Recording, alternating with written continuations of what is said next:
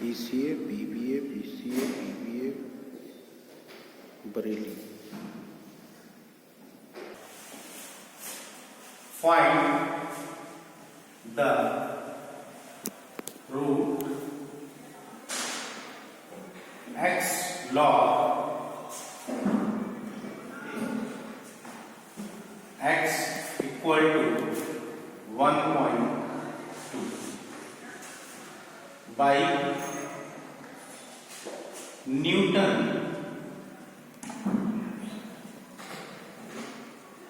Raphson method.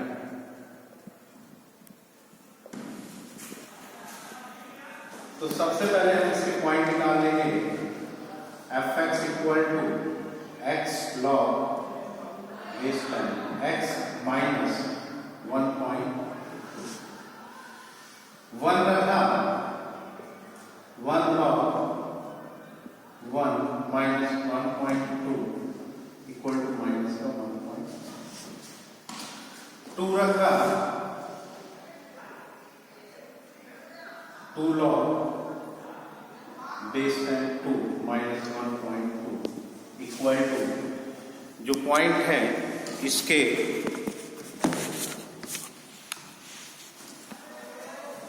Minus 0.59। अब इसमें जब 3 रखा 3 log बेस टाइम 3 माइनस 1.2 तब इसके जो पॉइंट आए हमारे पास वो प्लस 0.231। अब हम इसमें कोई एक पॉइंट ले लेंगे। मान लीजिए हमने पॉइंट 2 ले लिया तो वो हमारा x1 कहलाएगा पॉइंट 2। फिर इसका डिफरेंशिएशन कर लिया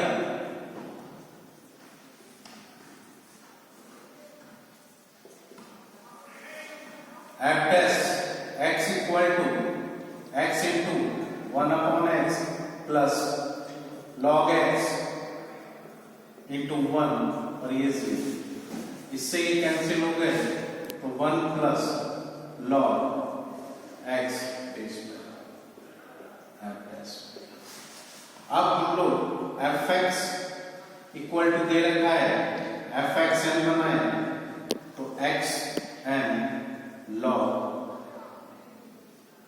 base time x n minus 1.2 F dash x n equal to 1 plus log base time x n. अब इसका जो फॉर्मूला है न्यूटन रैफसन का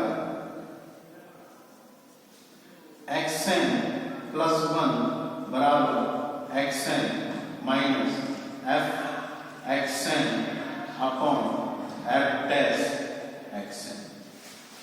इसमें इसकी वैल्यू और इसकी वैल्यू यहां पर डाल दें तो xn बराबर इसकी वैल्यू ये है xn log base time xn minus 1.2 upon इसकी वैल्यू ये है 1 plus log xn।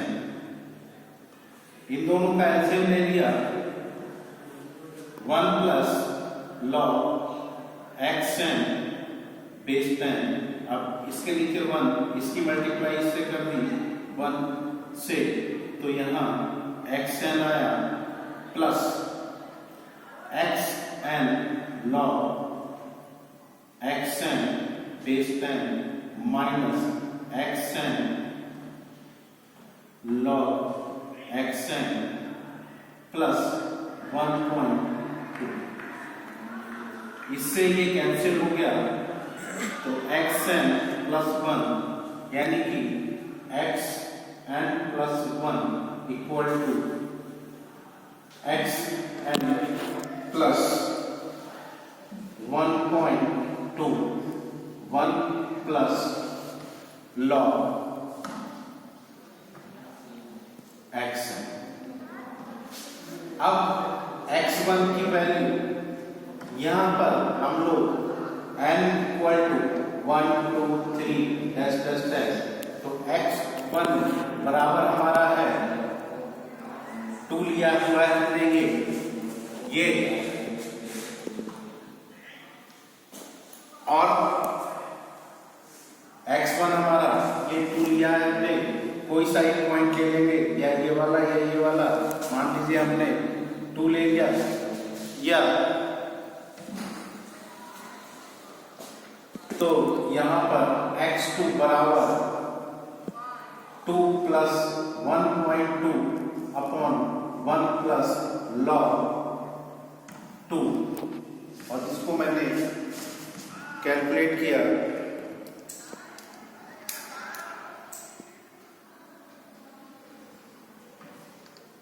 Bracket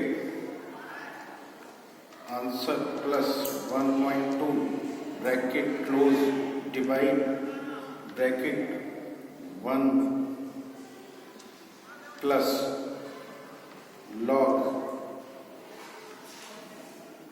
answer, ये हमारी वैल्यू आई 2.460। ये बिल्कुल इस तरीके से। अब ये इक्वेशन फर्स्ट हुई, सेकेंड x2 की वैल्यू 2.460, अब x3 फाइंड आउट करेंगे तो 2.46 plus 1.2 upon 1 plus log 2.46 equal to, इसकी जो वैल्यू आएगी वो हमारी 2.631।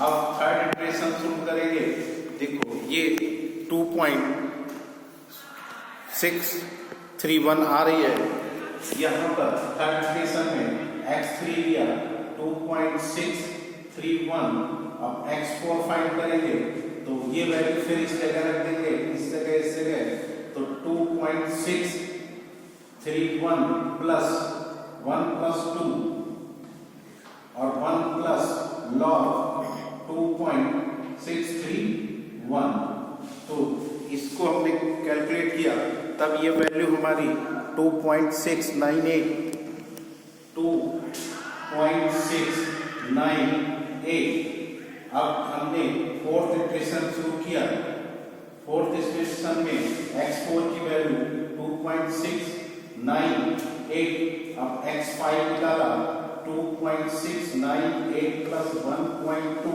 अपॉन 1 प्लस log, बेस 10 चल रहा है ये सभी में,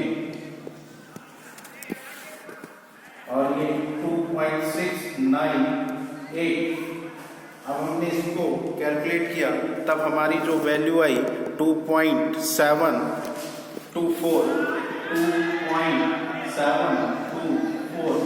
अब फिफ्थ इक्वेशन पर आ गए, फिफ्थ इक्वेशन यानी कि x5 की वैल्यू हमारे पास जो आई 2.724, s6 निकाला तो s6 निकाले 2.724 plus 1.2 upon 1 plus log base 10 2.724 equal to, अब हमने इसको कैलकुलेट किया, तब हमारी जो वैल्यू आ रही है 2.734, यानी कि 2.734।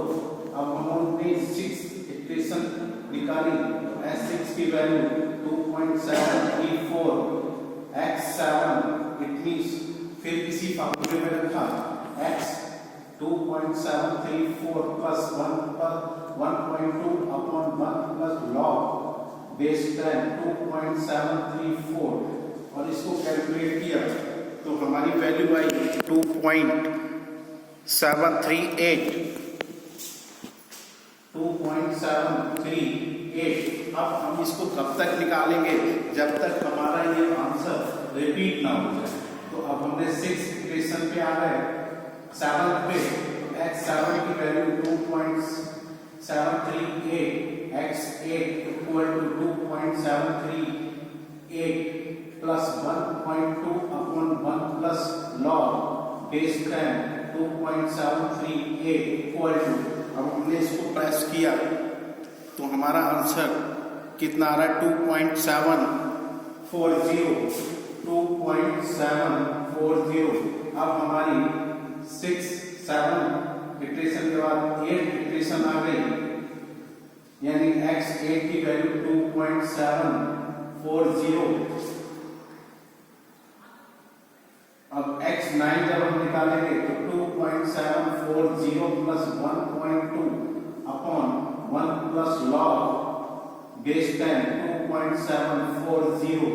अब हमने फिर इसको कैलकुलेट किया तो हमारा फिर से आंसर 2.740 विच इज रिपीट, ये रिपीट हो गया, रिपीट